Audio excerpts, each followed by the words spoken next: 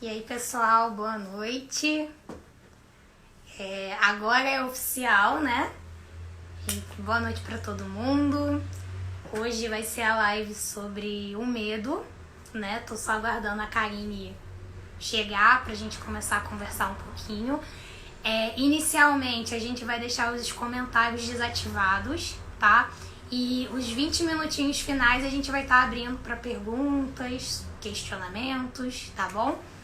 Então, sejam bem-vindos, boa noite aí para todo mundo, né? Vamos lá, espero que esteja todo mundo bem. E a gente vai começar aí a falar um pouquinho sobre esse tema que tá pegando tanto aí na pandemia, né? Karine tá vindo, vamos lá conversar um pouquinho. Galera, vai me dizendo se o áudio tá ok, tá? A imagem, se tá tudo bem. Boa noite. Karine tá chegando. Oiê, boa noite. Boa noite, boa noite. Tudo bem? Vocês estão me vendo? Tá só cortando um pouquinho a tua imagem. Tenta, Eu não estou me vendo aqui. sobe só um pouquinho a tela. Calma aí que a Karine já vai voltar, pessoal. E a gente vai começar a conversar. Boa noite, todo mundo. Deixa eu ver, Leandro, Leonardo, Roberta, Dante, Tamil. Boa noite a todo mundo. Karine tá conectando. Novamente não estou conseguindo me ver. Tá. Vocês estão me vendo? Não, agora sim. Melhorou. Pronto. Resolvido. Olá, então vamos começar, né, a falar um Boa pouquinho. Eu falei no noite. início, eu vou desativar os comentários, 20 minutinhos finais, eu volto a ativar e vocês podem perguntar, tirar dúvidas, tá bom? E aí a gente se prepara só para responder as dúvidas, né? E tirar a dúvida do pessoal aí. Só um minutinho. Então vamos lá, gente. Primeiramente eu vou falar um pouquinho do projeto Reconciliatio, né? Ele é um projeto que visa tá dando um atendimento de qualidade para as pessoas, né? Dar um suporte psicológico.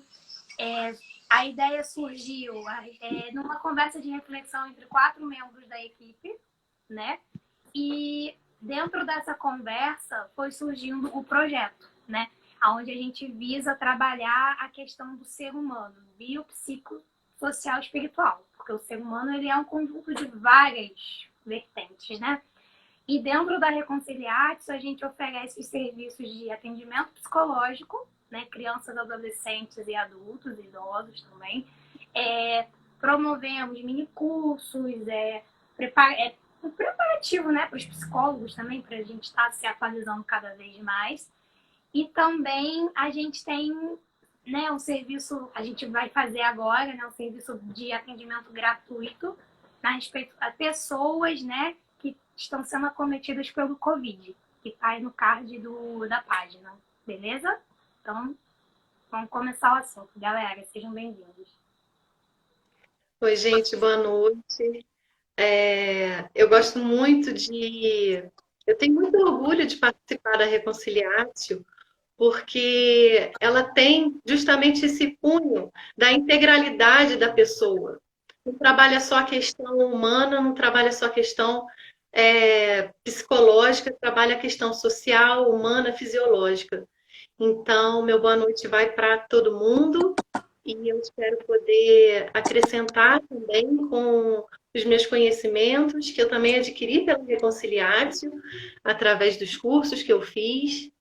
E muito prazer de estar aqui com todo mundo e espero que a gente possa ajudar as pessoas a reconhecerem o que é o medo. Então, Jéssica, você começa ou eu começo? Pode começar, né? Que eu já comecei falando, pode dar, né, início ao tema e a gente vai. Então, primeiramente, eu vou iniciar falando o que é o medo. eu fiz uma pesquisa e eu fui pesquisar, né, em dicionários e eu tenho algumas definições aqui. O medo seria uma espécie de perturbação diante da ideia de que se está exposto a algum tipo de perigo, sendo ele real ou não. Outra definição é o estado de apreensão, de atenção, espera de algo ruim que está para acontecer. Mas, na verdade, para a psicologia, o medo é um estado de alerta extremamente importante. Por que é importante? O medo vai impedir que a gente se coloque em situações de risco, impede o ser humano de se colocar em situações de risco. Por exemplo, eu subi numa montanha e eu estou no pico dessa montanha. Aí eu olho para baixo, eu vejo o mar, eu vejo o chão, e se o medo não me impedir de me jogar, eu estou colocando a minha vida altamente em risco. Mas isso é assim, um exemplo extremo, né? Nós temos exemplos de cotidiano, por exemplo, eu vou atravessar a rua. Se eu não tomar cuidado que está vindo um carro, se eu não temer que eu possa ser atropelada, então eu estou colocando a minha vida em risco. Ou seja, o medo, quando ele é equilibrado, evita que a gente coloque a nossa vida em risco. Mas quando ele não está dentro desse equilíbrio, pode ser desenvolvido como fobia.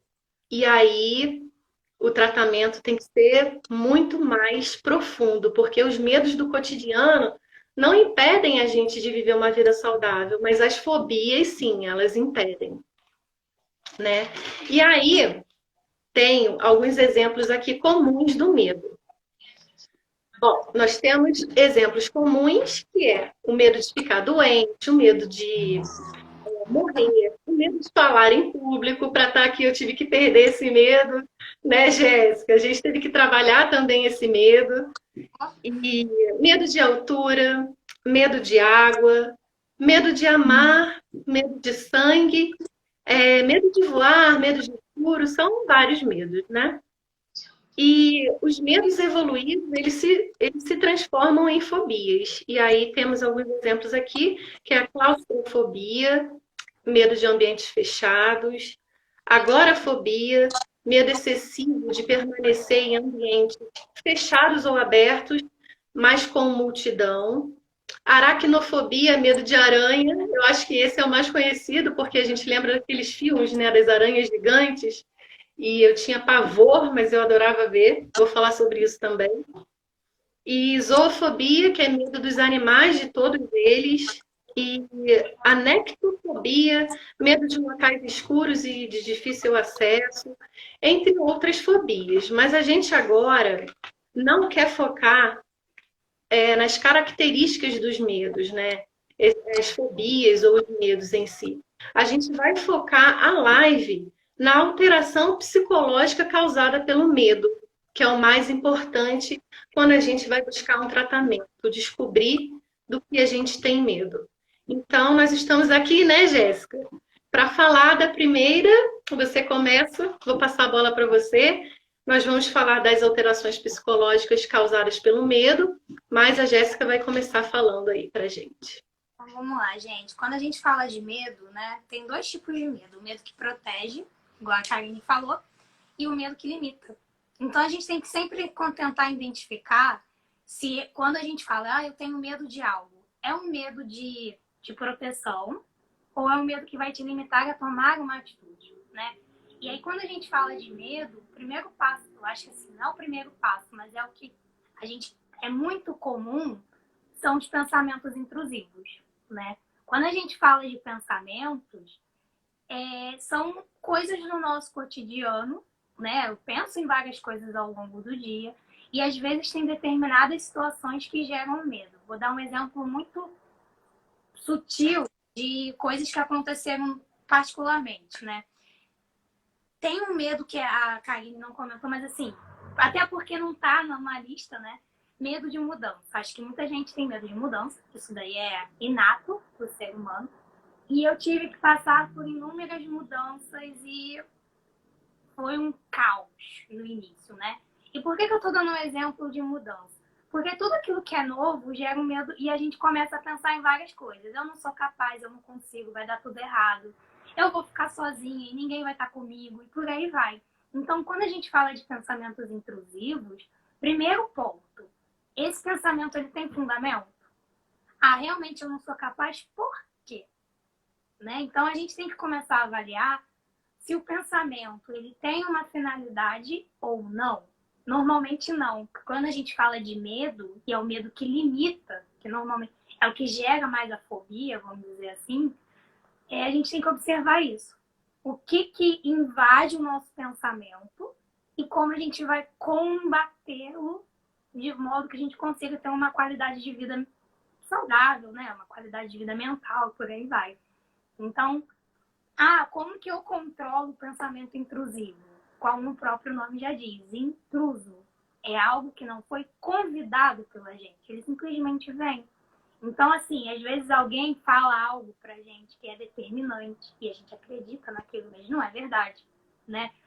Você não é capaz, você é um problema, você não dá conta.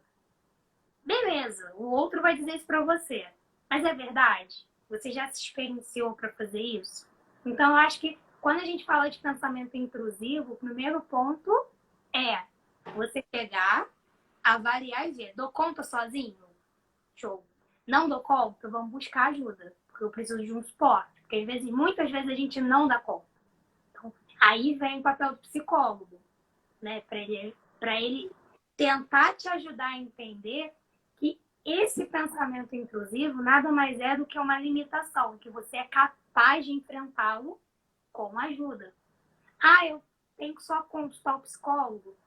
É o profissional da área que vai te identificar e te ajudar a uma orientação, mas também tem uma rede de apoio. Não ache que você vai conseguir resolver sozinho. Pedir ajuda não é um problema. Então, sempre avaliem e eu acho que você fazendo uma análise de consciência, você consegue direcionar. Consigo sozinho ou não? E aí você tomar uma decisão. Isso aí. Quando a gente toma a decisão, na verdade, a gente está dizendo sim para a vida, porque a gente tem várias desadaptações, na verdade. E lidar com essas desadaptações, às vezes, não é fácil, porque depende muito do meio que a gente está, das pessoas com as quais a gente convive. É muito fácil pegar uma pessoa que está passando por um problema e rotulá-la. Vamos rotular essa pessoa porque ela teve um momento estressante e, na verdade, nada contribui para essa pessoa, para que ela tenha uma vida emocionalmente saudável. Então, quando a gente sai do meio que está adoecendo, ou então a gente muda o nosso comportamento, vai procurar um tratamento, a gente passa a ser mais assertivo, né? Exatamente, né? E assim, uma das coisas que a gente pode ver é que o medo gera ansiedade, né? E o que é ansiedade, Karine, para você? O que você acha? Ansiedade.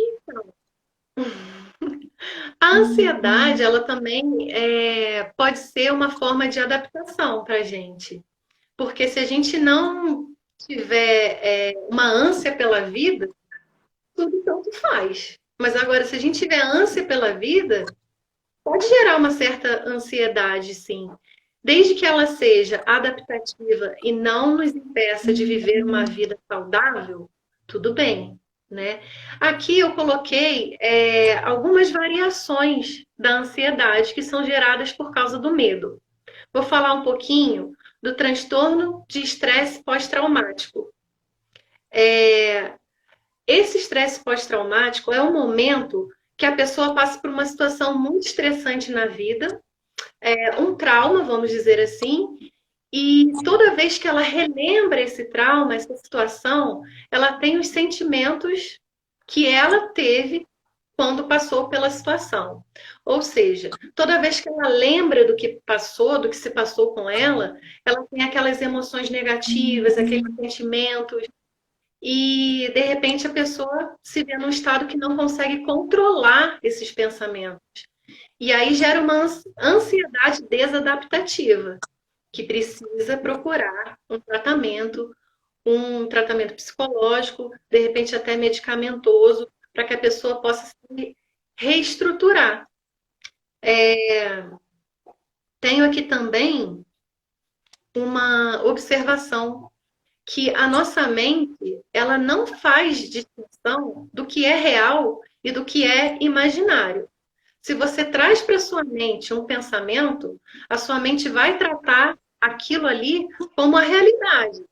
Então, todas as emoções que vão ser geradas desse pensamento, sua mente vai achar que é o momento atual, que é a realidade. Então, temos que tomar muito cuidado com isso, que isso vai adoecendo, né, o nosso psíquico.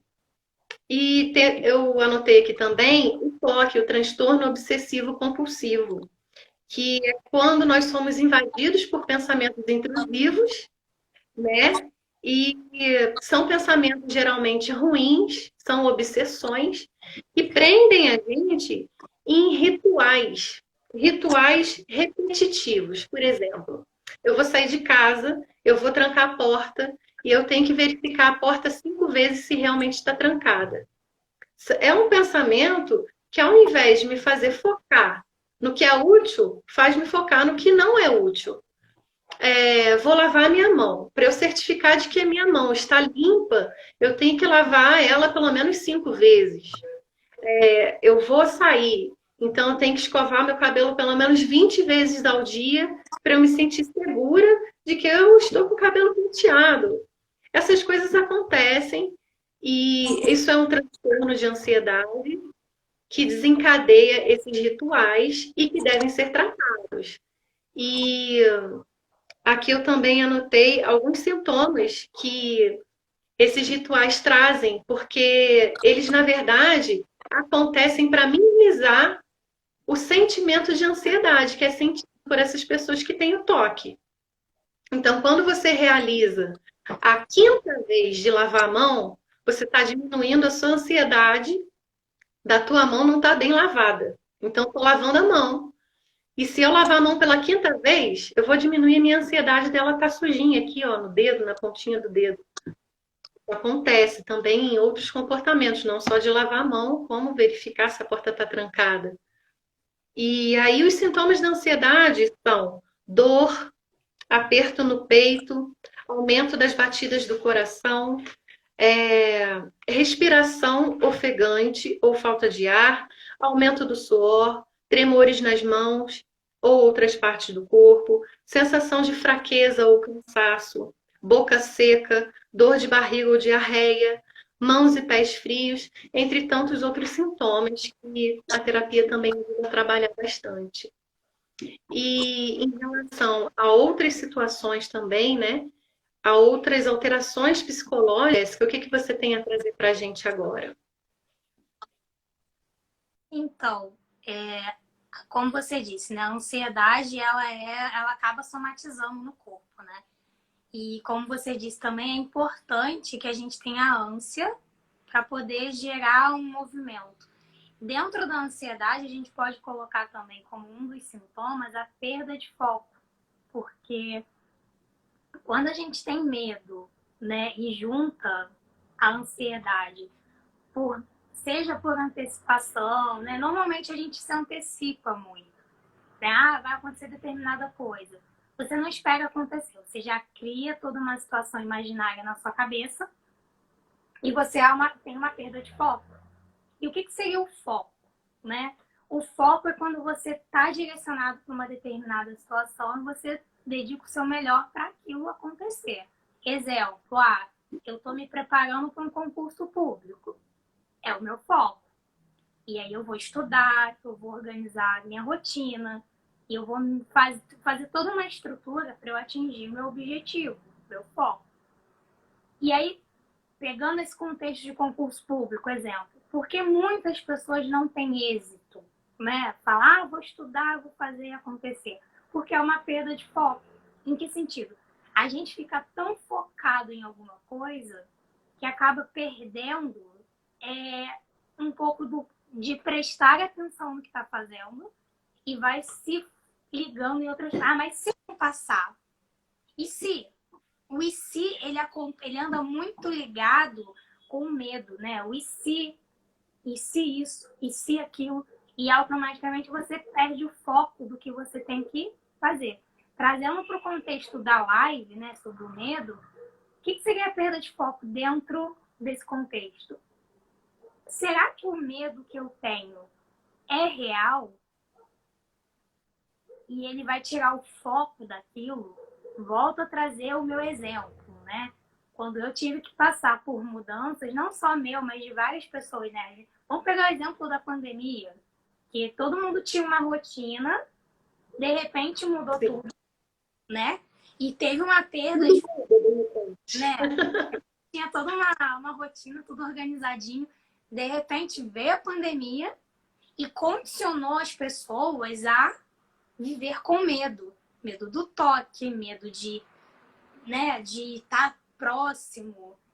Uma coisa, desculpa cortar, Não, mas para quem já tinha toque, quem já tinha o transtorno obsessivo compulsivo, a pandemia só veio piorar.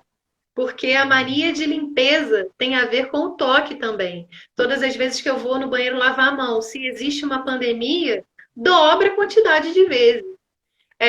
Eu colocar as mãos nos lugares que eu acho que está infectado, como eu vou fazer? Eu vou usar luva, vou descartar a luva 10 vezes. Então, se torna uma coisa muito mais pesada para quem já tem o transtorno obsessivo compulsivo, né? exatamente. Assim, quando eu falo de perda de foco, a gente vê o exemplo da pandemia. O ser humano é um ser sociável. Ele não foi feito para viver sozinho. Só que a gente está sendo obrigado a se distanciar porque é um ato de amor. E devemos realmente, né, seguir todos os protocolos, o que está sendo divulgado, a gente tem que seguir. Usar máscara, álcool gel e por aí vai. Só que, ao mesmo tempo, há uma perda de foco. Porque, assim, você vai conversar com alguém, qual é o assunto? Pandemia, Covid. E acaba que não tem aquele foco na vida, né? De, tá tudo bem com você? Não, aí você vai para a pandemia. Então, assim, para a gente trabalhar o foco num momento tão delicado, é interessante fazer algumas atividades e você ter uma rotina, né? Ah, preciso seguir a risca? Não.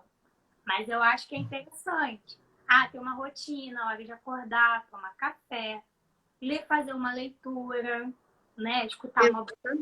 Então, trabalhar o foco dentro desse contexto é interessante. E sempre avaliar se é real Sim. ou não e se organizar. Né? Exatamente. E quando o medo se torna conhecido, porque tivemos várias etapas nessa época da pandemia. A primeira etapa era não sair de casa, todo mundo ficou confinado. E a segunda etapa, né, foi já começar a adaptação para a vida social. A terceira etapa é já estar vivendo essa vida social meio à pandemia. Então, nós aprendemos a conhecer o medo e a lidar com ele. Nós usamos máscaras, nós passamos álcool na mão, nós evitamos um contato muito próximo.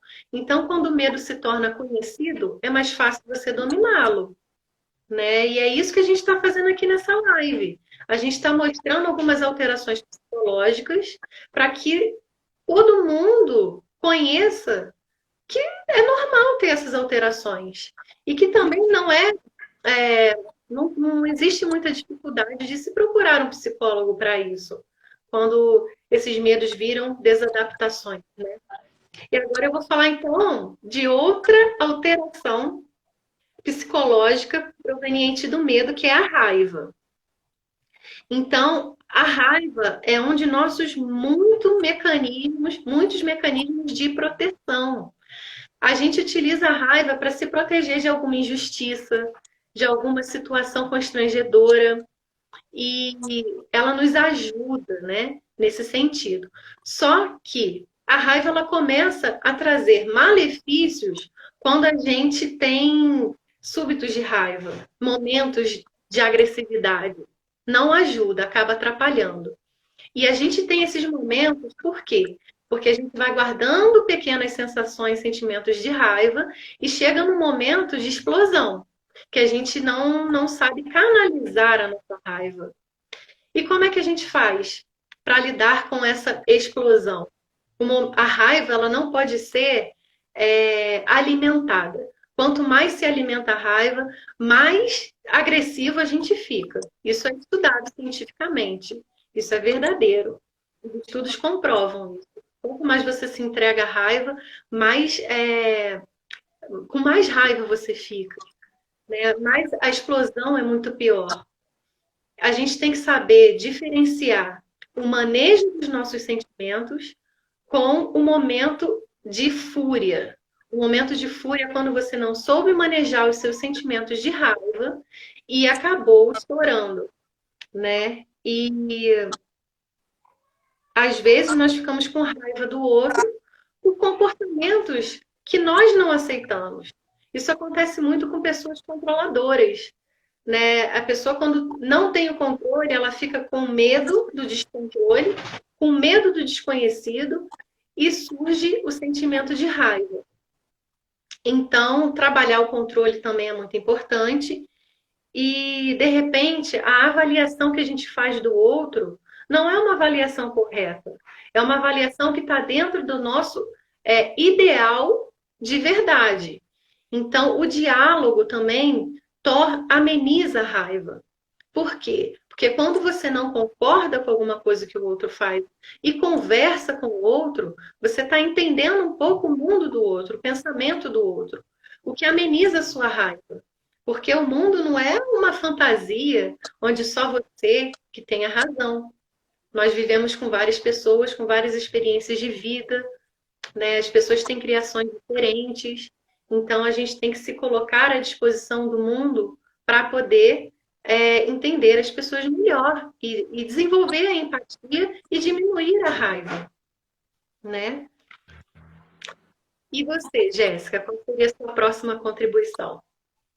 Então, eu acho que da raiva vem oriundo também um sentimento que ele não é muito bem explorado, mas ele acontece após a explosão ou em algum momento difícil, que é o desamparo, né?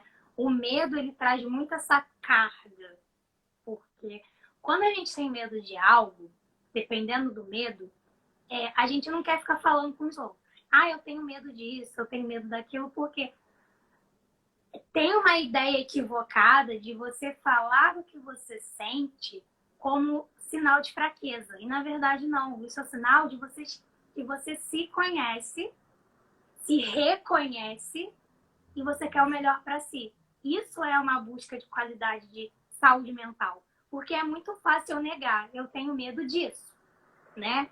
E você não buscar ajuda. Isso gera o quê? A raiva. De, eu não me conheço, eu não vou pedir ajuda porque vão olhar para mim e vão ter pena, não quero. E quando a gente fala desse contexto, a gente tem o desamparo. O que seria estar desamparado, né?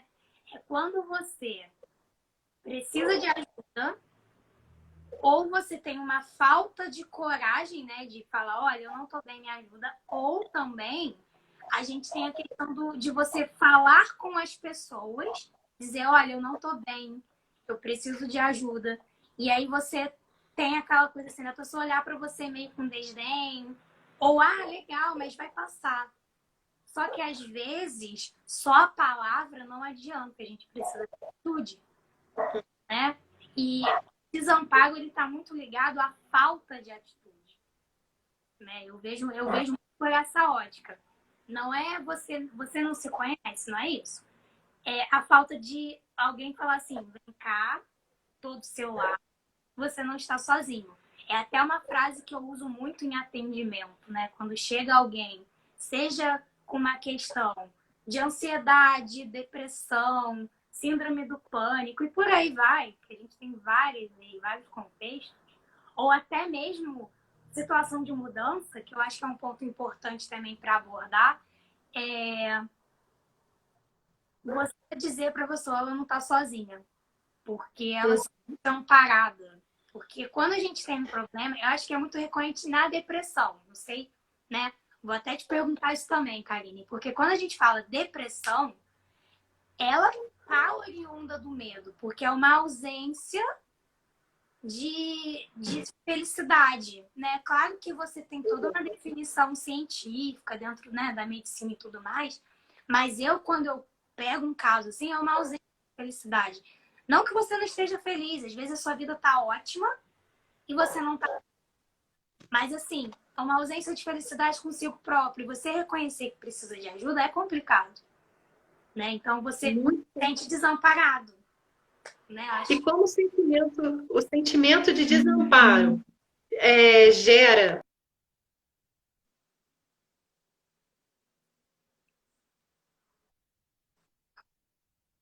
Não.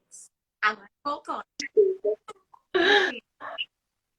Como esse sentimento de desamparo gera a falta de atitude, então se torna um ciclo, porque eu tenho sentimento de desamparo. Aí eu não tenho a atitude de buscar um amparo, porque eu me vitimizo. Eu não tenho amparo, eu não posso me cuidar, ou eu não tenho possibilidade financeira. Acontecem as vitimizações, né? E aí vira um ciclo. Eu estou desamparado, não busco amparo. E a falta de amparo gera mais ainda desamparo, o que leva muitas pessoas a cometerem suicídio, a tentarem contra a vida. E isso é algo muito sério, né? E um dos temas também que eu vou falar da alteração psicológica por conta do medo é o terror. Engraçado, né? O terror, essa palavra me faz lembrar de filmes de terror. E a psicologia entende que o medo é uma forma que nós temos para ensaiar alguma situação que vai ser difícil. Por exemplo, a gente gosta muito de assistir filmes de terror. Algumas pessoas gostam. Eu, por exemplo, sempre gostei de assistir filmes de terror. E isso na verdade, vem de uma curiosidade. A gente gosta de descobrir o que é desconhecido. E alguns medos são desconhecidos e a gente gosta de saber. Além disso, a gente também gosta de saber como a gente vai se preparar para caso uma situação difícil, igual a essa, né? Igual essas que a gente vê em filme de terror, se caso acontecer com a gente vai saber o que fazer, né? E isso, na verdade, faz com que as pessoas busquem o terror, assistir filmes de terror. E é muito curioso você dar ânimo a algo que está inanimado, que é inanimado. Um boneco, por exemplo, o Chuck, é inanimado. Aí você dá vida ao Chuck e aquilo se torna assombroso, é aterrorizante. Assim como também outros personagens como o Fred Krueger e O Exorcista é um filme também que traz para a gente um desconhecido muito grande, que é a questão espiritual, e traz muito medo, muito receio também. E nós queremos experimentar o medo com uma relativa segurança, que é isso que a gente encontra nos filmes. Né? A segurança, na verdade. Ui, desculpa. A segurança, na verdade, está no filme, porque a pessoa vai ser salva. Nós não temos influência nisso. A pessoa vai ser salva de qualquer jeito. Mas quando a gente não tem esse domínio, quando o terror é um terror que você cria, aí a gente já perde o domínio. Quando é um terror criado pela nossa mente, quando é um terror criado pela nossa imaginação, que é quando a gente precisa buscar ajuda. Porque nossa imaginação pode fazer a gente adoecer também. Como eu disse, né, antes, a nossa mente, ela não sabe o que é real e o que é imaginário. Então, tudo que você trouxer para sua mente é algo que a sua mente vai achar que é real. Exato. Pessoal, vou abrir aqui, tá? Para perguntas, dúvidas, tá? Que vocês tiverem, só um minutinho. Daí, assim, complementando, Karine, que você falou do medo, né? Tem alguns medos que eles são muito disfuncionais. Por exemplo, sempre dou o exemplo da barata, né? Um bichinho desse tamanho, e a gente morre de medo dela. Quando ela voa, todo mundo sai correndo, né? Mas assim, é aquilo que eu falei no iniciozinho. A gente tem que trabalhar o que é real e o que não é real, e o que limita e o que não limita pra gente. Porque é muito fácil a gente criar medos limitantes. Né? Até a questão da mudança, por que eu acho que é também interessante? Toda mudança tem um lado bom e ruim. Né? Às vezes o lado bom você não enxerga no momento, porque às vezes você teve uma perda muito grande, uma rotina que você já estava habituado, né? O dia a dia, e de repente tudo muda. E naquele momento você fica com medo do novo. E o novo traz um aprendizado, né? Igual a questão da pandemia. O que a gente aprende com isso? Que o ser humano sempre foi, né, nesses últimos 20 anos, vamos colocar assim, muito tecnológico, né? Sim. E agora a gente está com a necessidade do toque, de abraço, de beijo, de estar perto de quem a gente ama, de fazer programas com os amigos, né? Então, eu acho que qual é o lado ruim da pandemia? Ficar isolado. Né? Você tá com medo. Só que qual é o lado positivo? A gente tá virando seres humanos de novo. Não seres tão tecnológicos, né? Tudo resolve no Zap. Ah, feliz aniversário. Raramente alguém liga. Fala, oi, parabéns, muitos anos de vida. Não, manda mensagem, parabéns. É aquela coisa assim, no automático, né? É verdade. Eu dou até exemplos assim, meus, corriqueiros. Às vezes eu lembro que é aniversário. Temos uma pergunta aqui, ó. Da Dani. Boa noite, Dani. O medo estaria, então, relacionado a uma distorção da realidade, né? Isso possivelmente se aplica à nossa vida. O quanto que podemos distorcer e ampliar as realidades e sofrer com o medo. E aí, Karine, o que você acha? O medo ele pode estar ligado a uma crença que não é real. E aí age na nossa mente para que a gente tenha as sensações do medo. Porque o pensamento pode dominar a nossa vida. Igual ela falou aqui, um medo que por vezes está apoiado na nossa fantasia. E aí a gente torna aquilo para nossa mente algo que é real. E a mente acreditando que aquilo é real vai fazer com que a gente tenha constantes sensações de ansiedade, de medo, desadaptação. E aí a gente precisa trabalhar isso da melhor forma para canalizar essas sensações, essas emoções que não estão adequadas e não trazem para a gente uma vida saudável. Né? É um exemplo, família, né? Se você cresce num contexto familiar, né? E assim, você tem aquela crença de... Tem crenças que a gente escuta no dia a dia, né? Tomar vitamina, leite com manga faz mal, essas coisas, né? E o que eu sempre dou de exemplo? Você sempre se baseia pelo que você aprende na sua família. E às vezes nem sempre aquela crença é verídica. Né? A gente tem uma outra pergunta aqui. Sempre fui muito da Bruna. Boa noite, Bruna. Sempre fui muito corajosa, mas depois do nascimento do meu filho, vivo com medo de tudo. Bruna, natural. Porque assim, você tem uma vida nas suas mãos, é uma responsabilidade muito grande. E acaba que quando a gente não tem alguém responsável né? Você é responsável pela criação do seu filho, de estar dando educação, carinho, suporte, proteção. Nós, né, enquanto pessoas, temos aquela vulnerabilidade de se acontece algo comigo, como que meu filho vai ficar? Então acaba que a gente gera medos para tipo uma proteção. O que eu te daria como conselho faz uma autoavaliação e verifica se o medo que você tem, né, esse medo de tudo, o que realmente vale a pena manter e o que vale a pena você ressignificar. Para também não ter, né? Enfim. O medo de tudo pode ser paralisante. Pode gerar também uma ansiedade generalizada. e pode também gerar algo que não vai ser benéfico para o seu filho, Bruna, que seria uma proteção demasiada. Porque quando você tem medo que ele viva, você protege ele demais. E aí você impede que ele mesmo utilize os próprios recursos de autodefesa, de autodomínio, de autoconhecimento. E você acaba impedindo a evolução dele. É algo importante também a ser ressaltado aqui. Temos mais. Agora temos uma pergunta do Tamio. Boa noite, Tamio.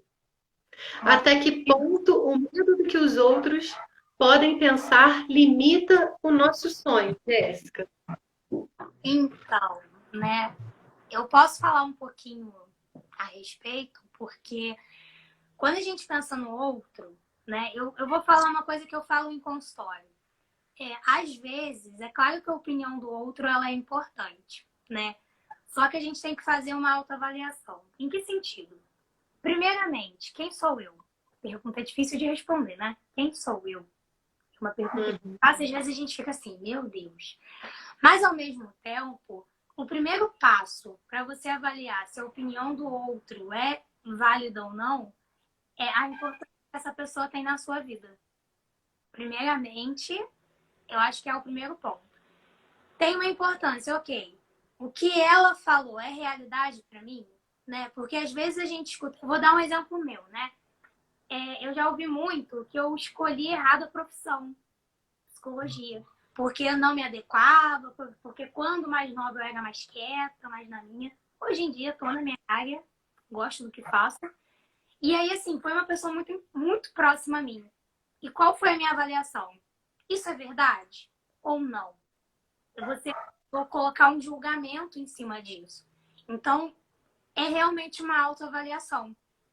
E a opinião do outro pode ser determinante? Pode. Porque às vezes a gente escuta de alguém que é muito próximo, você nunca imagina que vai ouvir, e você fica, e agora? Essa pessoa que convive comigo há anos acha isso? E os outros que não me conhecem? O que vão achar? Ok. Só que é um conselho esquisito, às vezes, de dizer, mas é um conselho muito válido. Antes de você se nortear pela opinião do outro, veja quem é você e se aquilo realmente é verdade ou não. Porque foi como a Karine disse. Se eu acredito naquilo, igual, palavras muito comuns. Quando alguém tem alguma questão mental. É um problema. Você não vai se curar. Você não vai ficar bem. Engraçada. Tá triste, daqui a pouco você melhora. Né? Então não é palhaçada. Então você tem que se nortear. Né? Nortear, se autoavaliar e ver quem é você. Se é verdade, o que eu posso melhorar? Não é verdade? Paciência, a opinião do outro. Então, E às vezes, exatamente, quando a pessoa não é muito próxima, ou até quando é muito próxima, a opinião alheia está muito impregnada de crenças da própria pessoa. Por exemplo, já vi essa imagem, e eu vou dar esse exemplo aqui. O pato achava que o pássaro poderia nadar para sempre. E quando o pássaro resolveu voar, o pato não gostou da ideia, porque ele acha que pássaro voar seria algo impossível, porque o pássaro deveria ser um pato. Então, isso, na verdade, o que essa lição traz? O que essa história traz como lição para a gente? Que, na verdade, a opinião do outro nem sempre vai ser a opinião exata, porque está cheia de crenças da própria pessoa, né? E temos uma outra pergunta aqui do Leonardo. Oi, Leonardo, boa noite. Obrigada pela sua participação. Medo versus fobia. Como identificá-los e como tratar? Então, eu falei um pouquinho sobre isso, mas é sempre bom entrar mais no assunto. O medo, ele é importante porque evita que a gente coloque a nossa vida em risco. E quando ele se torna fobia? Quando é um medo exagerado. que a gente não tem mais domínio sobre ele. E aí a fobia acaba nos limitando a viver uma vida saudável. Seria isso, né, Outra, Jéssica? isso, né? Não ter o controle do medo, ele te paralisa, né? E aí vai ser até a próxima pergunta que eu tenho aqui da Cirlanda Costa. Boa noite. O medo é algo que nos paralisa, tenho consciência disso. Porém, como fazer para me libertar dessa sensação? Então, o primeiro passo é você reconhecer que esse medo te paralisa. Se você não dá conta sozinha, acho que o primeiro ponto realmente é buscar uma ajuda de um profissional para te ajudar a entender melhor esse medo, a origem desse medo e como lidar. Porque é o que eu falo, às vezes tem alguns medos que geram outras comorbidades dentro do nosso dia a dia. Né? Eu sempre dou um exemplo clássico, relacionamento, né? E aí você tá dentro do relacionamento, a pessoa é muito próxima e ela fala coisas que às vezes determinam algo dentro de você e te paralisam, né? E aí você vai gerando vários medos. Até a Karine falou no início da live, né? Medo de amar. É um medo super comum quando alguém passa por um tipo de relacionamento abusivo, traumático, por aí vai. E aí você acha que você nunca vai encontrar alguém, que vai ser tudo errado. Então, eu tô pegando um exemplo que é, né, de dia a dia, mas identifique o medo, verifica qual é a origem dele e busque ajuda. Acho que é o que eu poderia aconselhar. Porque não existe uma poção mágica que a gente fale assim, para eu me libertar disso, existe isso aqui que eu tenho que fazer. Não. Na verdade, a libertação vem com o tempo, dia a dia. Você lutando para que aquilo ali mude, você alterando a sua compreensão sobre o medo, você trazendo novas perspectivas sobre a sua vida, aí sim você vai mudando o mundo e o conceito que você tem sobre aquilo que você tinha antes. Aí sim, você vai começar a trabalhar isso dentro de você, leva tempo, mas é um resultado incrível que te torna uma pessoa melhor para conviver também com as pessoas, né? Porque quando a gente não está bem, a gente acaba não convivendo bem com as pessoas. Mas quando a gente está bem, a gente convive bem. E uma outra coisa importante para ressaltar aqui na nossa live, Jéssica, é você trabalhar a sua inteligência emocional. Quando a gente trabalha a nossa inteligência emocional através de psicoterapia, através até de interações medicamentosas, a gente está trazendo para nós mais chances de viver bem e viver bem com as pessoas. Não é Exatamente. verdade?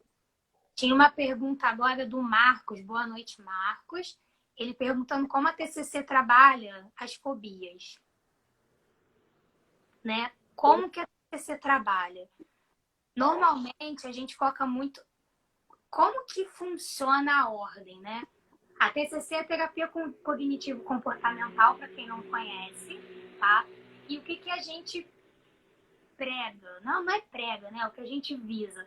O pensamento, ele gera um comportamento que vai gerar uma sensação.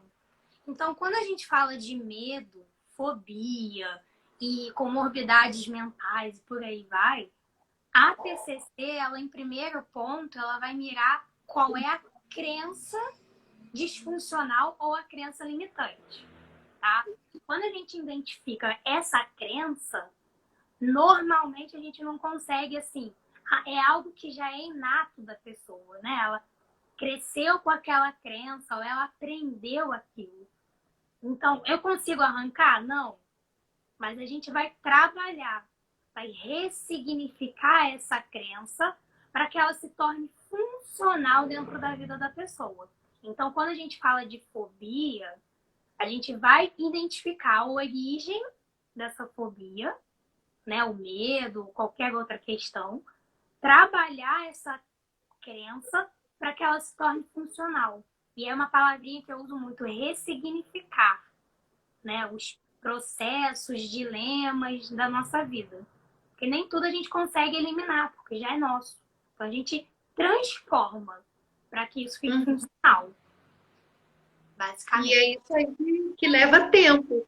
Porque para a gente mudar uma crença que, por exemplo, está enraizada na gente desde a infância, isso leva tempo. Se a gente acreditou há 30 anos naquela crença limitante que nos limitou a fazer tantas coisas, como a gente vai mudar isso de uma hora para outra?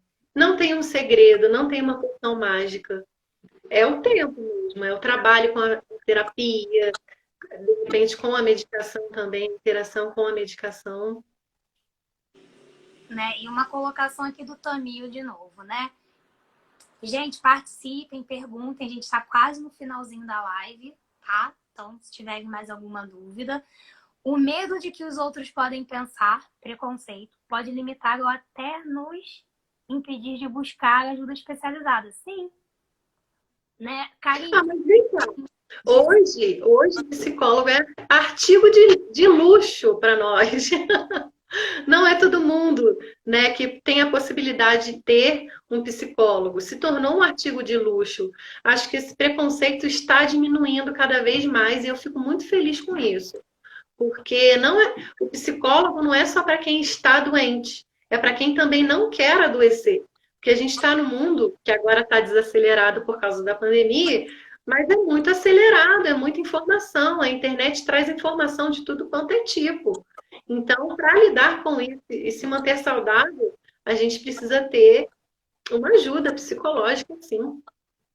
eu acho importante também, porque assim, às vezes é a negação, né? A gente tem que trabalhar isso internamente. Porque tem casos que só a psicoterapia não adianta. E eu dou sempre esse exemplo quando eu pego alguns casos, tipo de ansiedade, de TAG, né? Que é ansiedade generalizada, síndrome do pânico, depressão, dependendo, né, do grau que tiver, que Sim. é necessário acompanhamento psiquiátrico. Normalmente, pode ser um neurologista? Pode, porque ainda há um preconceito, eu vou ao psiquiatra, né?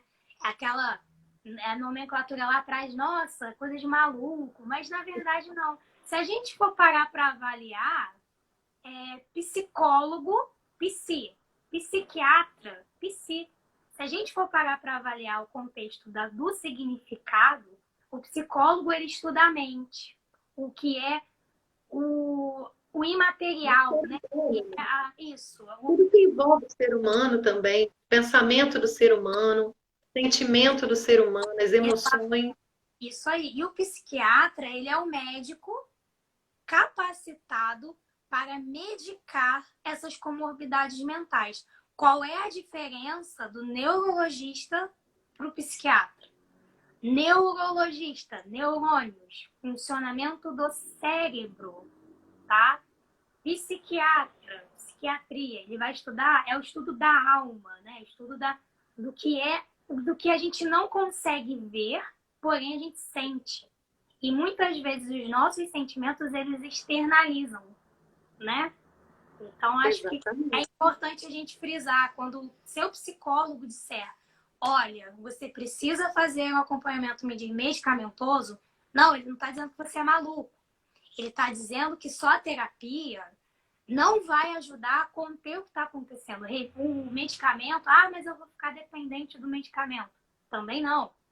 Você vai ficar por um período controlado para que você tenha a capacidade de gerir suas emoções para, conforme você for readquirindo o controle de si, esse remédio sai e você volta a ter uma qualidade de vida. Então, o remédio é importante em alguns casos. Então, acho legal também a gente pontuar isso na live, né? De não tem um preconceito do remédio, medo, porque ele vem para ajudar.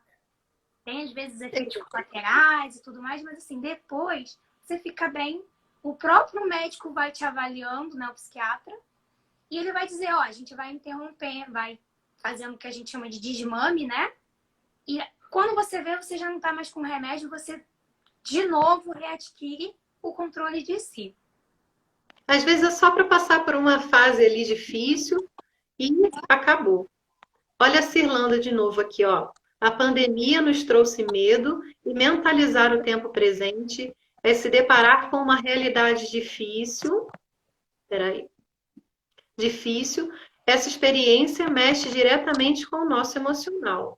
Mexe mesmo, Cirlanda. O legal é a gente não pensar no momento presente, mas o que a gente vai fazer depois que passar essa situação difícil. A gente pode se projetar para o futuro, programando fazer novas atividades, programando nossa vida profissional, a nossa vida emocional.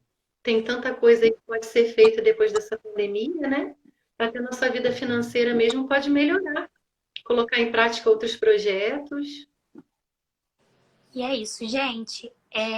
Agradeço a participação de todos, as perguntas, as colocações, tá?